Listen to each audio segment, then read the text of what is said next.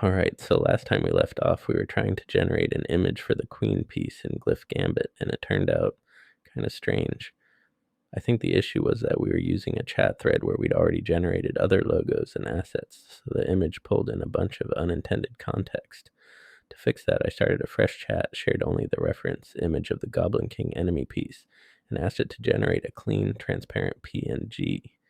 That worked much better. Honestly, it kind of looks like the Goblin King wearing a wig, but that's good enough for now. Let's add it to the assets folder. Oh, wait. This one didn't have a transparent background, so I asked ChatGPT to fix that, and there we go. Much better. Next, I wanted to generate an image for a force field spell that the queen will use.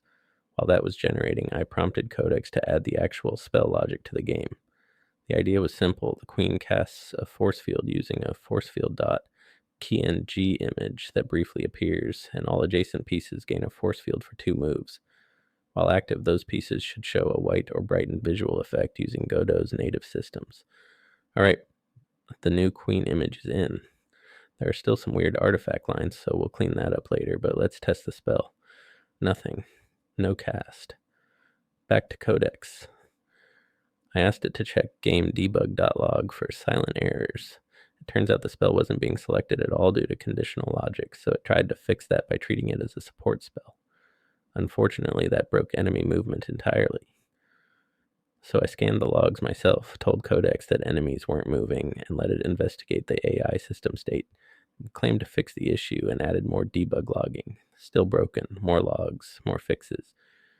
Eventually, enemy movement came back, but the spell still wouldn't cast. At this point, I realized I hadn't actually added the force field image to the assets folder yet.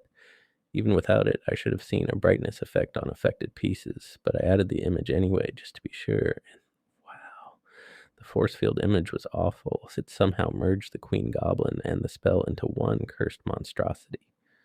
So yep, lesson learned. Always start image generation in a clean chat. The model definitely pulls context even when you don't want it to. I tried again in a fresh thread with no image references. Codex then claimed there were additional conditions preventing the spell from being chosen. Still no cast. It started asking about force field prioritization, so I told it to increase priority. Still nothing. Finally, I told it to force the spell on the first move just to isolate whether this was a decision issue or a logic bug. At this point, I'll skip ahead. This was one of the worst prompting and debugging loops I've hit so far. Adding a single enemy ability took close to 30 minutes uncut, and the reason? The AI accidentally added the force field spell to the king piece instead of the queen. Thanks, AI, but honestly, that one's on me too. A quick code review would have caught it much earlier, so that's your reminder. Always review generated code, even if it's just a fast glance.